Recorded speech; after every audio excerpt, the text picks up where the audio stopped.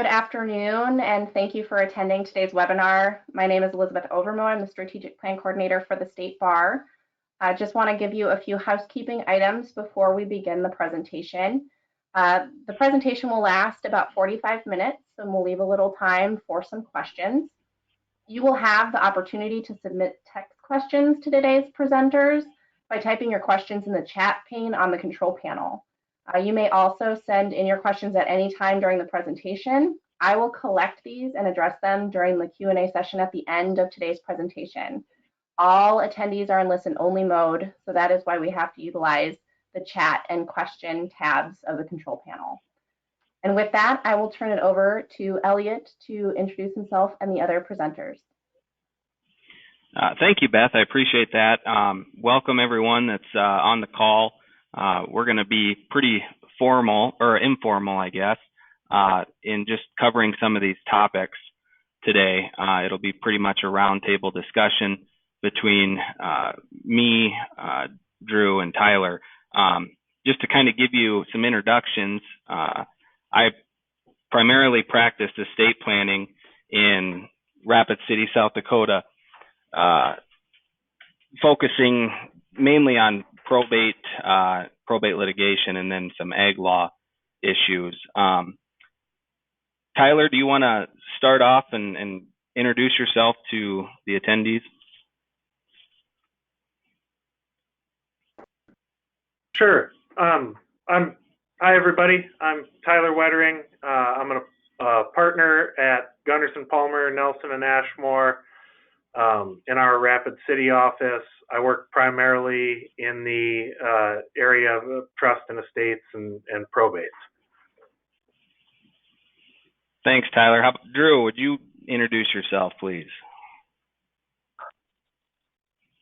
Yeah, thank you, Elliot. My name is Drew Scholdahl. I'm an attorney at Lynn Jackson, Schultz and LeBrun. I practice here in our Spearfish office primarily, and I work a lot, as Elliot said, in estate planning and probate, trust administration, and probate litigation. Perfect. Well, again, guys, thanks for joining me and giving all the attendees some background in kind of what estate planners are facing during these kind of uncertain times where the majority of, our estate planning practice is meeting with clients every day. Starting with Tyler, what are you seeing, Tyler, with the current landscape of estate planning during this COVID-19 era?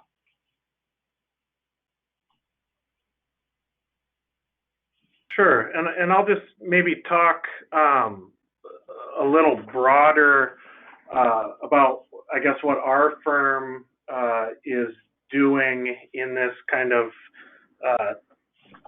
uncertain time period, just in generally, not just with our estate planning meetings. Our office is open by appointment only, and we're trying to encourage, as many of our clients as possible to either handle things by, teleconference or video conference rather than holding in-office client meetings, although we are still doing those from time to time. When we have those meetings, our practice has kind of been to first of all utilize our conference rooms that are located on the first floor of our building near the entrance to try to limit the just amount of foot traffic through the building and the amount of people and areas that clients or people from outside the building might be coming into contact with. We're trying to schedule or space appointments out so there's at least an hour between appointments in the same conference room, so those rooms can be cleaned and sanitized and have some time to air out, I guess, in between meetings. As far as estate planning meetings in general go, we're both having a lot of initial meetings by teleconference or video conference, and we've also started having some signings by video conference technology or communication technology, whatever you want to refer to it as, in addition to some, we've also continued with some in-office signings for, clients who either aren't comfortable with or don't have, access to be able to utilize those types of video technologies. What we've done there with the in-office meetings is, again, try to hold them in our large conference rooms.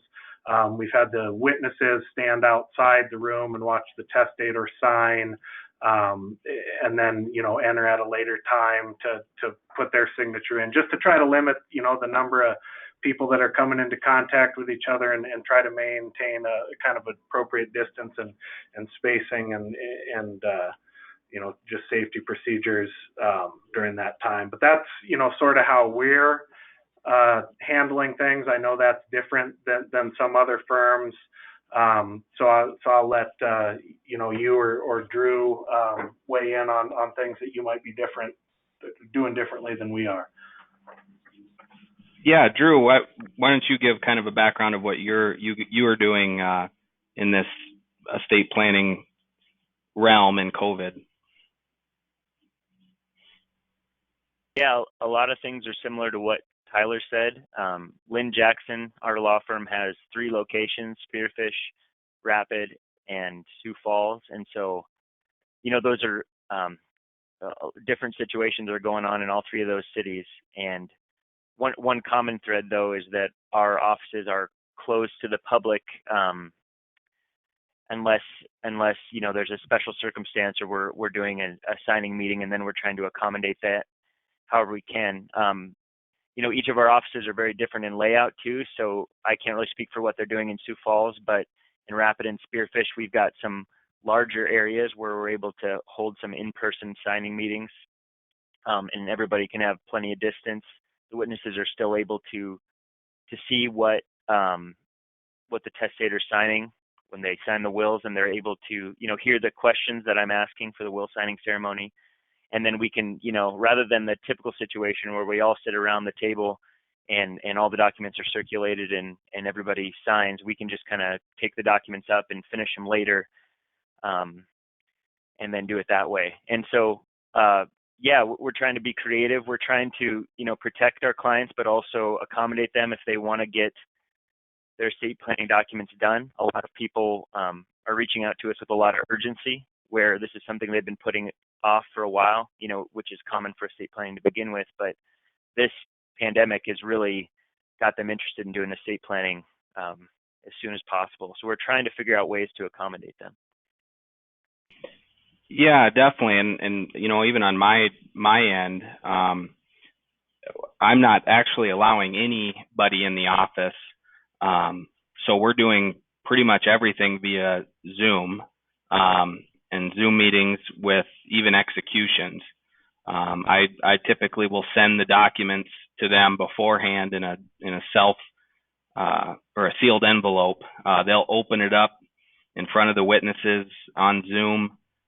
They'll take out their documents, and we'll execute those, holding up each page or each mark that they make on each page to the camera, so that the witnesses and the notary is for sure that they're making those marks. And then once the execution's completed, I usually send them a self-addressed envelope back to the firm, and they'll seal it up during the video conference. Now, it does get a little bit tricky when we're dealing with spouses and things, and I try to make sure that they are agreeing to me that they have left the room when doing that. In terms of video executions, Tyler, have you done anything different than kind of what I've said, or what is your experience in the video execution realm with clients?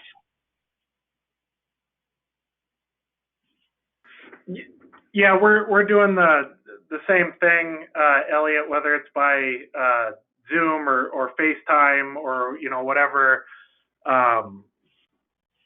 program we're using so we can see them and they can see us, just to make sure that you're seeing the documents that they're signing as they're signing them, and acknowledging, to you and to the witnesses what's been signed. You have to pay maybe a little bit closer attention to, or to make sure that, everything's getting signed in the right spot, on the right document, and you're not missing any signatures or anything else, which is, obviously easier to do in person. So it takes a little bit more, maybe a little bit more time over the video to make sure that you're going through the documents and everything's getting signed in the appropriate spot, and that you can see the individual signing and they can see you as well. So we're doing things about the same way that you are, Elliot. Perfect. Drew, do you got anything else to add on that, just to let the attendees know just what everybody's doing? I mean, is it pretty much the same thing? Yeah, I'd kind of say the same as Tyler, and you kind of realize how cumbersome it can get when if you're signing a trust, and if you happen to require initials at the bottom of every page, when you're sitting there in person, it's easier to just kind of go back through their work and make sure they didn't miss a page. But on the video, it's more cumbersome, and then if you're sending documents back and forth before you realize that, those kind of things we didn't have to worry about before, which, it just takes more time for sure. Yeah, that's a really good point. And I think all the attendees are aware, this month, actually April 14th, the South Dakota Supreme Court issued an emergency order in regarding executions and remote notarization.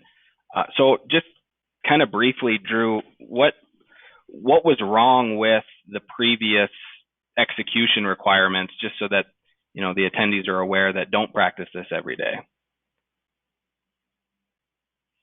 Yeah, so when we're saying what is wrong with the existing will execution requirements, nothing's necessarily wrong with them. It's kind of more that whether those execution requirements are easily met in with what's going on in the world. And under SDCL 29A2 502, says that a non-holographic will must be signed in the conscious presence of the testator by two or more individuals who, in the conscious presence of the testator, witnessed either the signing of the will or the testator's acknowledgement of that signature.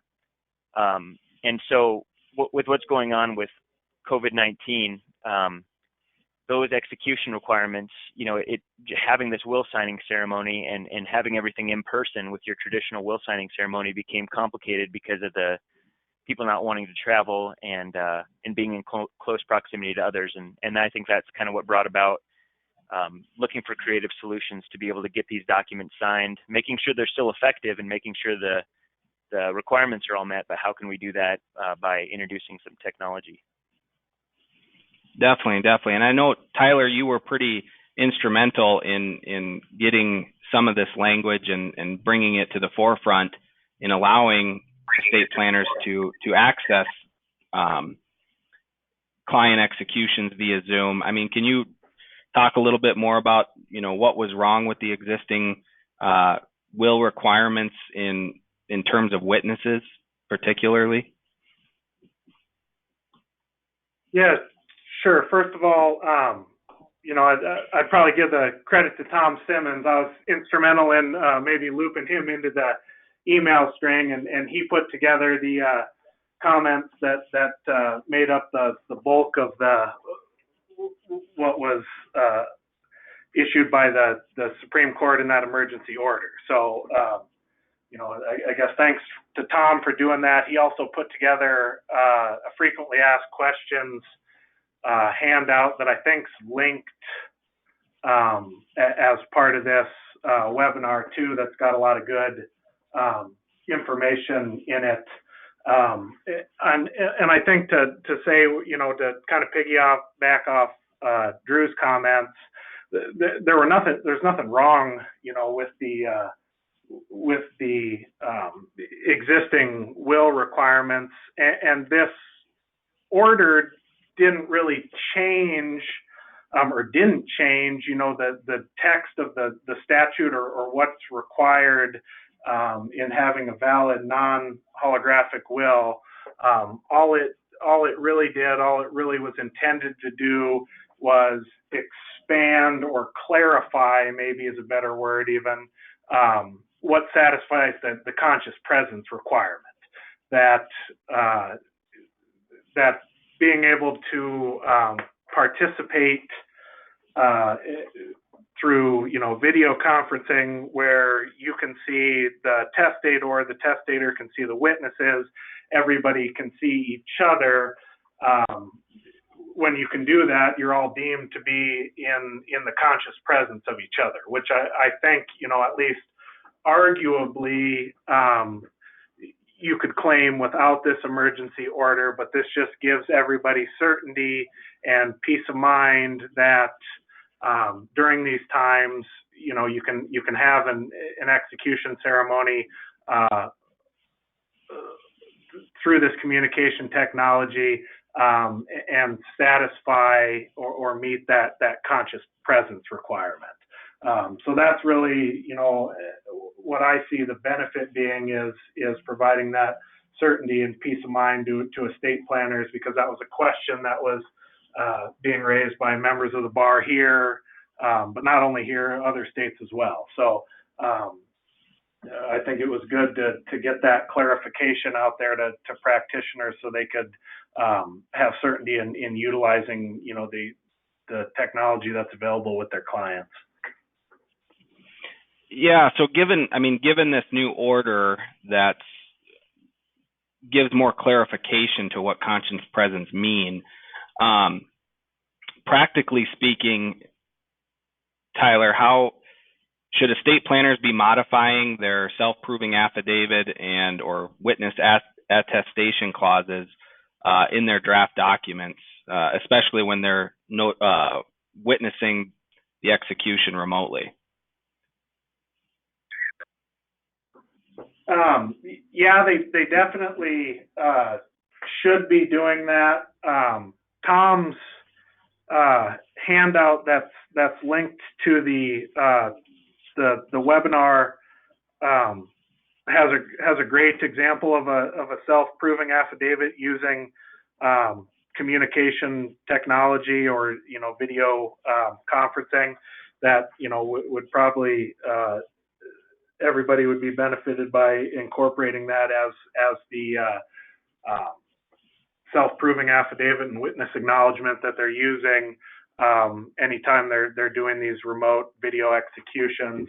The other thing I'll note is, in addition to that self-proving affidavit, the notary acknowledgement on all these documents should also make reference to the fact that the person appeared by communication technology, not only from kind of a best practices standpoint, but because, and as we might talk about a little bit later, the remote notary statute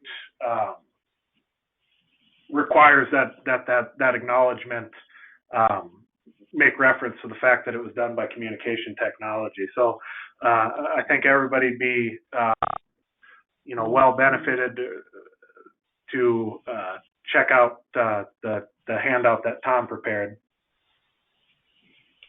Yeah, I agree, Tyler. Drew, do you have anything to add on what Tyler said? Just agreeing that what Tom has provided to us seems to comply with everything that's been issued. And as we were discussing earlier before the call, Tyler and Elliot and I, that, after this COVID-19, kind of struck here and people were scrambling to try to figure out how to comply with what was coming down, we have seen documents come in with people trying to guess how to exactly incorporate this language into their documents. So we really felt like it's kind of the responsibility of the bar itself to give people a good form for this, to know exactly what is a best practice in this way. So I think it's great that Tom did that. Yeah, I agree. I think it's a great form. Kind of expanding on what you guys talked about, the witnesses are also attesting to the execution of the will, just the same as the testator. So I do think that all estate planning documents that are executed remotely need to have in there that the witnesses also viewed the testator signing their document by means of communication technology. And Tom's example that he provided is an excellent form for people to use. And Tyler touched on it a little bit, and kind of moving on, this remote notarization statute that really isn't too old. I mean, it was implemented in 2019. So what does this remote notarization statute do, and what are the requirements, Drew? Could you talk to that a little bit? Yeah, so it's kind of interesting, the timing of all this, that we got this remote notarization statute I think it was 2019. So I don't know if everybody has this handout that I'm referencing, but it's in SDCL 18/18/11.1, and it lays out all the additional requirements of if you're going to do a remote notarization. And the statute is very self-explanatory in listing what needs to be done. And I guess I could even go through that, or turn it back over to you, Elliot, to talk a bit about that if you want. Yeah, and I guess my biggest thing is, and Tyler touched on it a little bit, that I think we need to make clear that this notary block on all of our documents, whether it be estate planning documents or anything that needs to be notarized, whether it be leases or anything else that people are signing, it needs to be changed if we're doing this remotely. Tyler, do you have anything to add on the notary block and the situations we're seeing?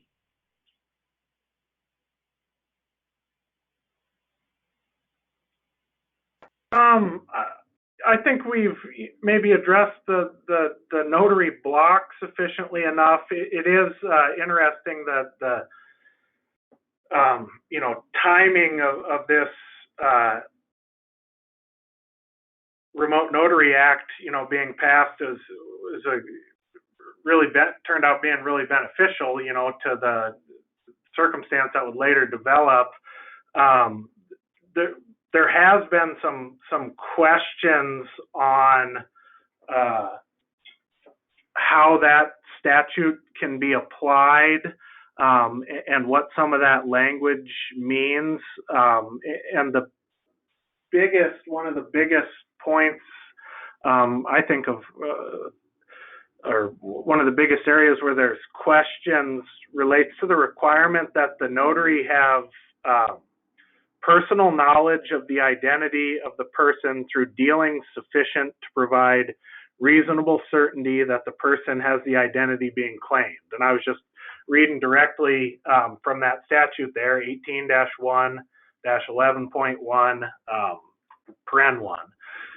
There's question about whether this statute requires the notary to have a pre-existing relationship with the individual when they're providing the notary services to. I'd say just as a matter of practice, that I'm personally not notarizing documents via communication technology for people who I don't have a pre-existing attorney-client relationship with. So I guess I'm not fielding remote notary cold calls for non-clients. But that statute does sort of beg the question of whether or not you can fulfill those requirements if you don't have that pre-existing relationship. I think you can if the individual were to hold up their, identification to the to the the webcam or the camera on their phone, if it's by FaceTime or whatever it is, and you can identify them based on that document, I think you can probably meet all the elements or all the requirements of that piece of the statute. But I know there's others who take a narrower view on that. That's probably the safer approach, but maybe not the most practical in every circumstance. And I think if you were in a situation where you had to notarize or really needed to notarize a document for somebody that you didn't have a pre-existing relationship with, I think you can under that statute. I think you can develop that knowledge through the communication technology to sufficiently meet all those requirements. But that's just my opinion, and reasonable minds obviously can differ on things like that. Definitely, and I'm in agreement with you, Tyler. I mean, I think there are two views that you can take in looking at the dealings requirement. I'm more on the view that this needs to have more of a broader reading, especially in the times where everything is so uncertain. And when I read that section of the statute as well, it's very subjective, or at least it implies subjectivity to the extent that the notary is the one that has to have personal knowledge of the person. Now, whether those dealings are sufficient or reasonable, is that the notary's decision or subjective thought that the dealings are sufficient? That we don't know. But like in my view, I guess it needs to have a broader view, especially given the circumstances we're presented with. Tyler or Drew, do you have anything to add on that? I know we talked about this yesterday as well. Yeah, and I think that it does need to be read a little bit more broadly. I mean, if you think of this, in the bar serving the members of the public, and if we take a really narrow view on this, and if a previous, some kind of dealing is required, that means that somebody who during this pandemic, who's never been in to see a lawyer before, they effectively can't get a will done because they can't. And say this person who's never been in to see a lawyer is very nervous about going out and wants to do everything electronically. They would be unable to get an estate planning document done if we have that narrow reading of what dealings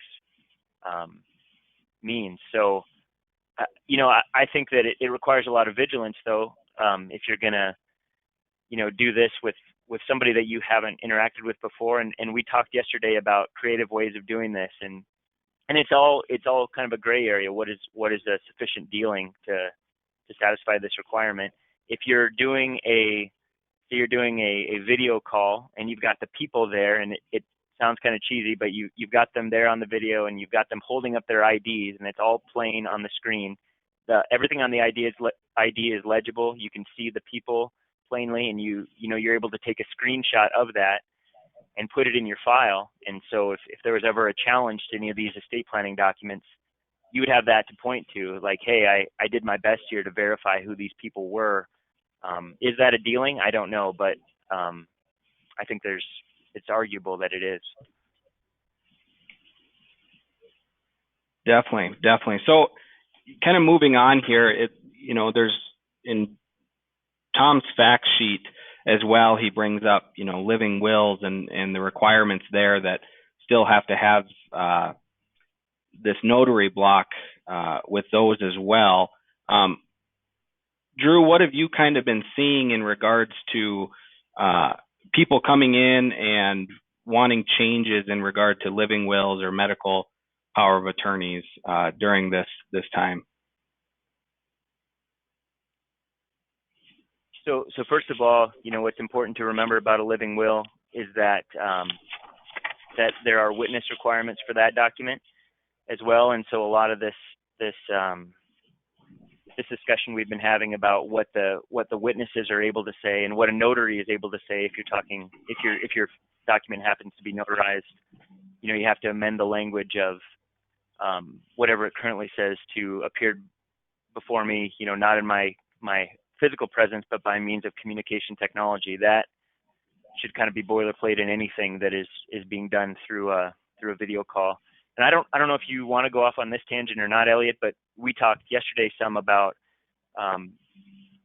what's going on right now with COVID-19 and people's understanding of what a living will does versus a DNR, a do not resuscitate, and that has been a common question that I fielded, and so I've definitely had to clarify what a healthcare power of attorney does, what a living will does, and how that is different than what a DNR does in terms of being treated for this virus if someone were to get it.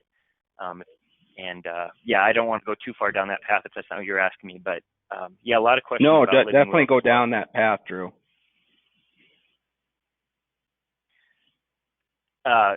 One reason I'm kind of apprehensive to talk a lot about this kind of stuff is I'm not a doctor, I'm not a medical doctor, and so whenever I'm doing healthcare power of attorney documents and living will documents, there's definitely a limitation on my understanding of what's going on there. So the question that I've had specifically about COVID-19 is the need for a ventilator as a means of treatment, and people will say, I don't necessarily want to be kept alive by machines, so I don't want to be on a ventilator. And I tell them that my understanding of what we're doing with this living will is not really for treatment if you need to go on a ventilator because of this virus and you're having trouble breathing, and then you will be restored back to 100% and you'll go on living a normal life. That's really not what our living will is designed to do. That's not the artificial means of treatment that's being discussed there. That's more if and you're in a permanently unconscious or vegetative state, or the doctors have agreed there's no real chance of a meaningful life going forward, then removing the ventilator, removing the IV, removing artificial nutrition.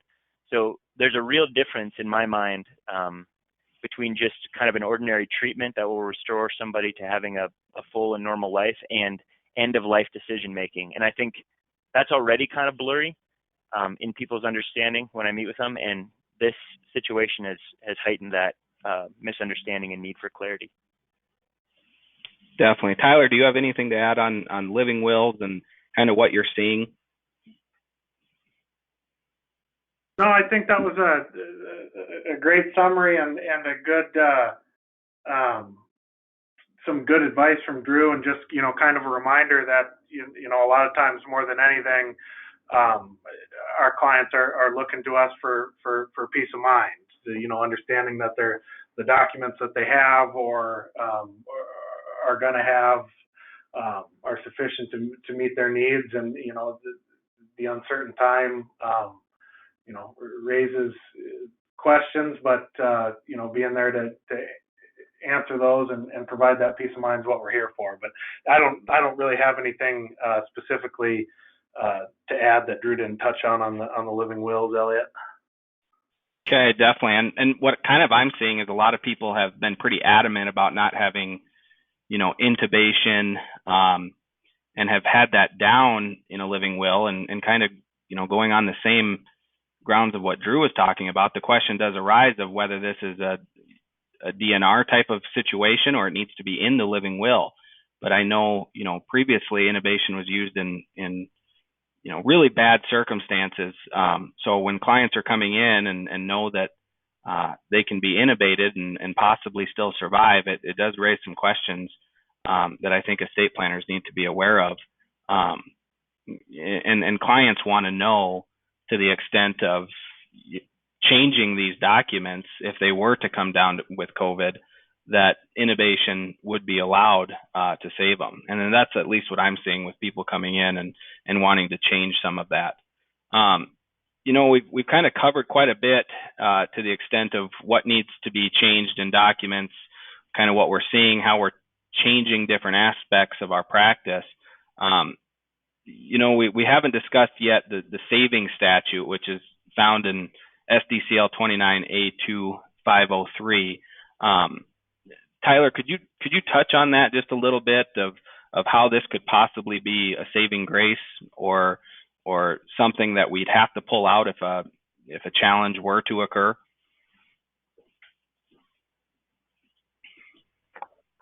Yeah, sure. I think that statute, provides a safety net here that if you have some sort of, technical glitch or, for some reason you're not, deemed to be in the testator's conscious presence or, whatever the case might be or the claim might be down the road, on a plan that was executed pursuant to this order.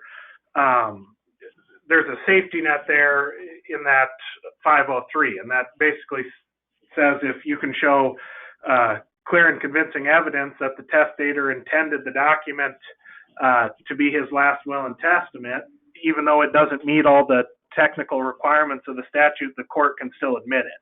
So I think people should obviously strive to fulfill all those requirements, but know that that this statute is out there, and it's probably just reinforces the need to make sure that your file's papered, that all the interactions you had are documented, that the fact that it was by communication technology is documented, in case you should ever need to go back and argue, an alternative as to why that will is valid, even though there might be some technical defect to it. So I guess I see it, more than anything as kind of a backstop there, for, should it be necessary down the road. Yeah, definitely. Drew, do you have anything on that? I'm sure you see it, and you mentioned earlier that in our talks that, I think courts in looking at this area and looking in history are going to have to be somewhat sympathetic to the situation that we're involved in with. What are your thoughts?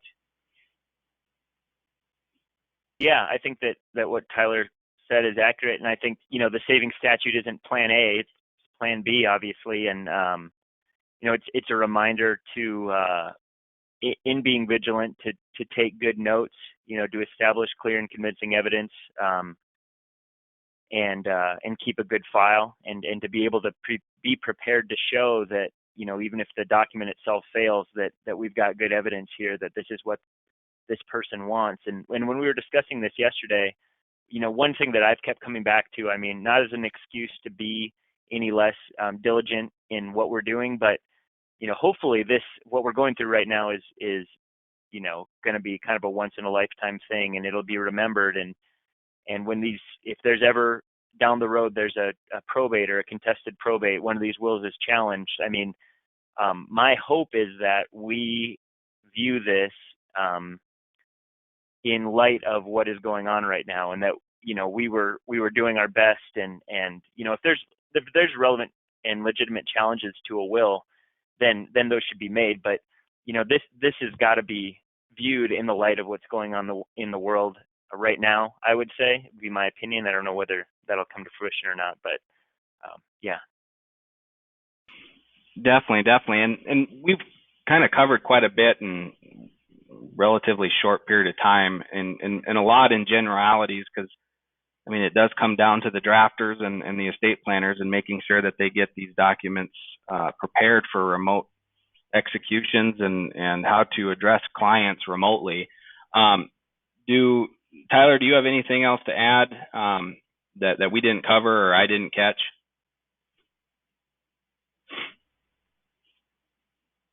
I guess just briefly, there's been, recently I've been kind of thinking about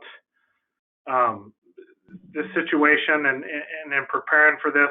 The longer this situation lasts or drags on, or we're under these requirements to, distance or if there's a, stay-at-home order or whatever issued, the more likely it's going to be that you're going to have interactions where, you know, from start to finish, you might not have ever met with this client in person, whether that was, you know, the initial meeting was done by, you know, communication technology, and then, you know, the documents were prepared and drafts were sent out and reviewed and finalized, and the signing happens by remote execution.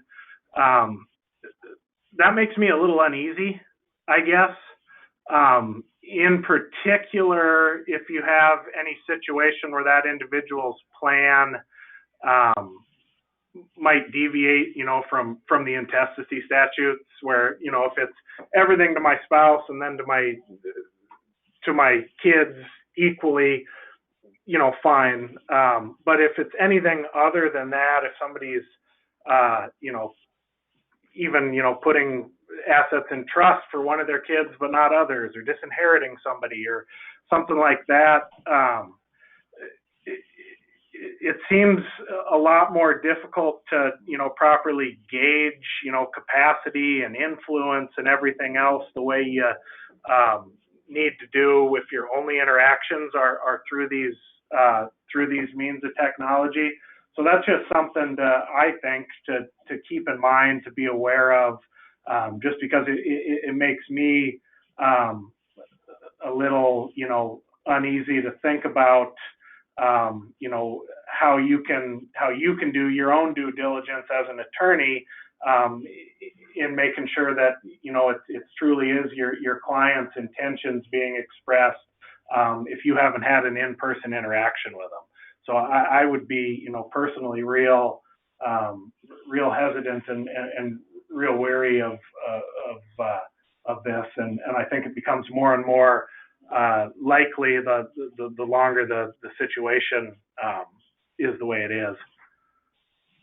Well, that's a really good point, Tyler. And, you know, I haven't been in practice, you know, as long as you or Drew, or probably, you know, a few of the attendees, but, you know, you do take for granted the ability to meet face to face with your client in all the interactions that do tend to go to capacity or anything like you mentioned. So I am kind of on the same boat, that it is worrisome if this continues. Drew, do you have any, you know, closing remarks or anything else to add that we didn't cover, or even in response to what Tyler brought up? Yeah, I think we did cover a lot of it. The one thing I wanted to mention that we haven't discussed is something that we've been discussing in our firm is, you know, my comfort level in meeting with people, you know, for these in-person meetings, these in-person signings, I'm pretty comfortable doing that. And so for me to be the notary, for me to be the witness, you know, I'm fine with it. But I think we have a duty to our staff to not put them in a position where they feel like they have to say yes, where, you know, meeting with, maybe they're not wanting to interact with people, and they feel like, you know, when we ask them, hey, are you okay doing this? Because of the nature of that employment relationship, they don't feel comfortable saying no. And so what I've done, and I think what our firm has tried to do, is I've tried to use other attorneys from our firm, where usually signing meetings would be me as the attorney and then members of the staff as witnesses. I've been using attorneys for the witnesses just because, you know, the nature of that relationship. I think they'd tell me if they weren't comfortable. So that's just a thought about keeping that in mind, people that are working for you, to make sure they're okay with what you're asking them to do.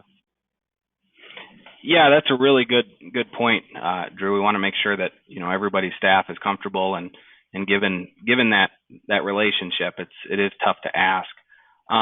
And just, you know, for closing for me, I really want to point the direction of the attendees and, you know, any estate planner to what Tom Simmons has provided in that frequently asked question sheet. It's very well done. He did put a lot of work into it, it looks like, and it's a great example of a witness attestation clause and a notary block that drafters can use that covers the statute. So with that, I'm going to turn it back over to Beth, and if there's any questions, we can certainly answer them. Thank you, Elliot. There are a few questions here. So the first one is, Do any of you have concerns with maintaining confidentiality while using platforms like Zoom, which are not secure because it does not have end-to-end encryption? You know, I can talk to that a little bit because that has been a concern, and I have seen quite a few articles that Zoom, you've had these people jumping on calls. But in the Zoom platform, I think it's very critical to not give your personal meeting ID away, where anybody could jump on. I mean, at the end of the day, it's on estate planners to try to make that as confidential as possible, even though it's not encrypted. And it is a concern. So making sure that you have a meeting ID generated every time you have a meeting, and not sharing that meeting ID with anybody else. There's a lot of people that do share these meeting IDs over Facebook that could be caught or grabbed by somebody else that's not intended in the meeting.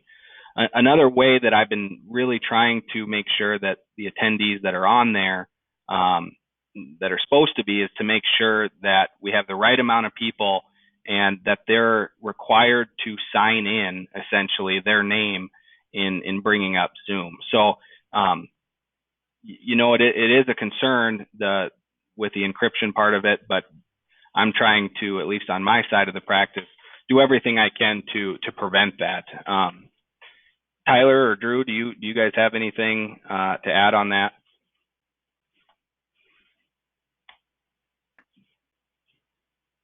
I think you hit the nail right on the head, Elliot. It is a concern, and you just need to be diligent in, making sure you're taking steps to, try to protect that confidentiality as much as possible when, using any of these platforms. So I think that was a point well made, Elliot. Yeah, and I think with Zoom, instead of allowing people just to join as soon as they join, enable the waiting room. Make sure that before you admit people that you know who they are, or to vet them, but before they're getting into the conference call. So that's one thing I do in my practice for meetings, where I do enable the waiting room and nobody can join until I specifically admit them. So that's just one thing that I do. Drew, do you do anything particular, or have anything else? I think just what you said, Elliot, there at the end, that there are ways to make it more secure even within the Zoom platform. But I think that question that was raised to us, I think, is one that we probably should, as a bar, try to develop a best practice for. If there is a platform that is the most secure, I think that should be circulated. I haven't seen that. Maybe it's been out that I just haven't noticed, but but some of these platforms, it can get a little bit cumbersome. You have to everybody's got to have the same app downloaded. Some of these things you have to have an account already established, and so it's hard to figure out what both you and the client will be able to do. And I think there's room for improvement on best practices there. Yeah, and I agree. I mean, the nice thing with Zoom, I mean, even though there is some questions and concerns with encryption and the security of it, it's easy on a client aspect. I mean, to the extent that they just have to click a link and they can open it up, that's sent through email. So, I mean, if we do a best practices, or the bar does circulate something, I think that should be taken into consideration, just ease of use on the client end of it. So, is there any other questions, Beth? I didn't mean to take it up. So we have a few. So the next one is there any authority for a witness to witness execution of a will remotely? Can you say that again, Beth? I didn't quite get the question clear. Okay. Yep. I think I said it correctly, but I'm struggling with it too. Is there any authority for a witness to witness execution of a will remotely?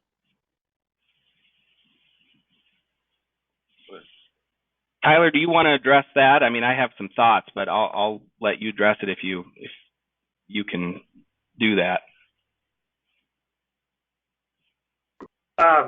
Yeah, I mean, I think the authority, you know, in part, you know, comes from the Supreme Court's order, you know, and just that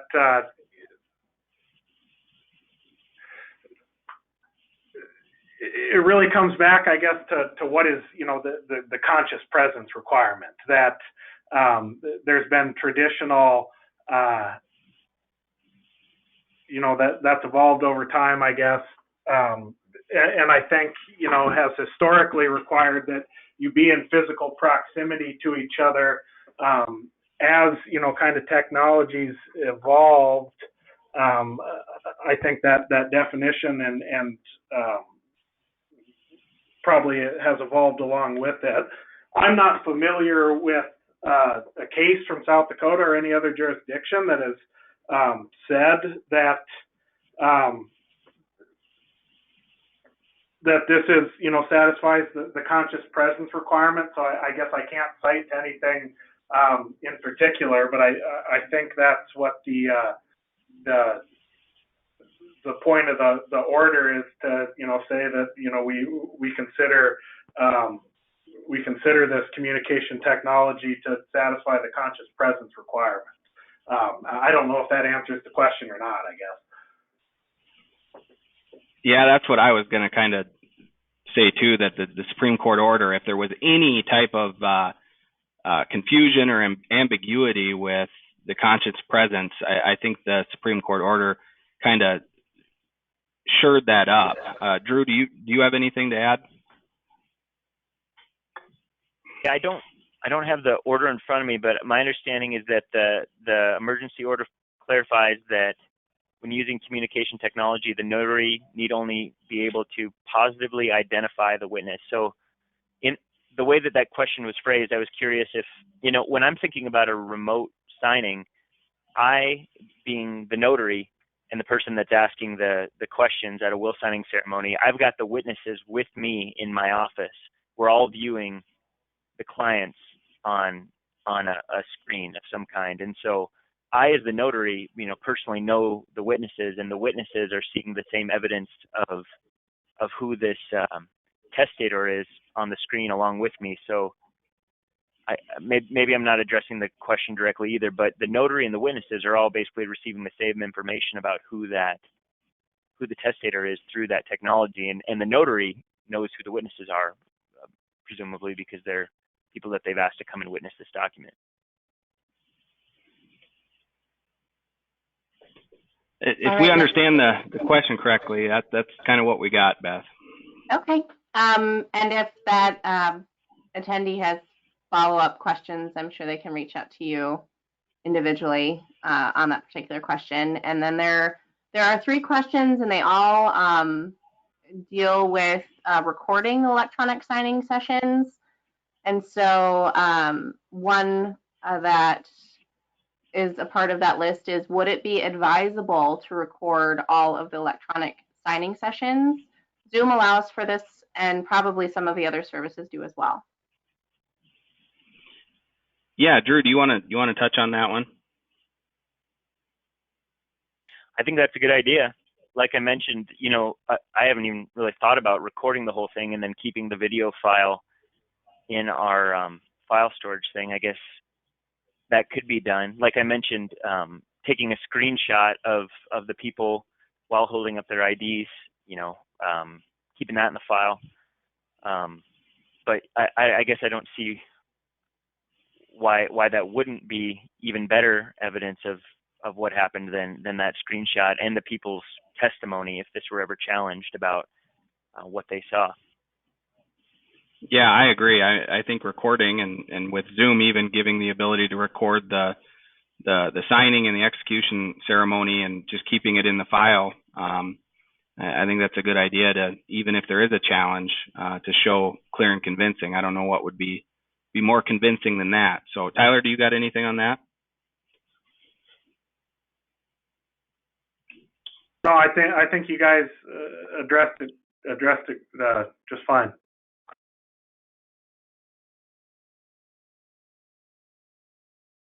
All right, and then there was just one more of a comment than a question. It just says, thanks for the discussion on living wills and DNRs. In case this is helpful, a DNR is a medical order, whereas a living will expresses a patient's wishes, which then needs to be activated into a medical order.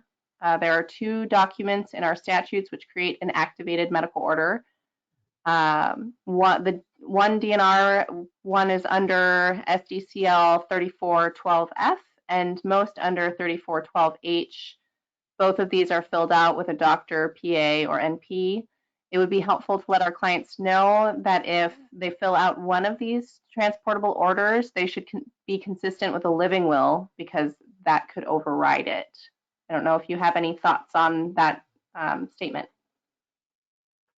I think that's a really good point. Drew, that was kind of your thought. Do you have anything on that? No, I think that's good stuff. I'm going to ask for those references and definitely educate myself on that more. Thanks a lot.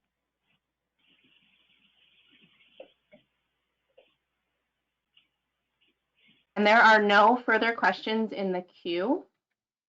So I just want to take a moment to say thanks to all of the presenters on this panel and thanks to everyone for attending. If you do have any other questions, you can feel free to contact me or any of the presenters by email. Once you leave today's webinar, you'll receive a survey on the presentation, and we'd appreciate it if you'd complete that and provide your feedback. And you'll also receive a follow-up email within 24 to 48 hours with a link to view the recording of today's webinar, which will also be available on our State Bar's YouTube channel. So on behalf of the State Bar of South Dakota, thank you for joining us today, and I hope you have a very enjoyable and calm weekend. Thanks, everybody. Thank you.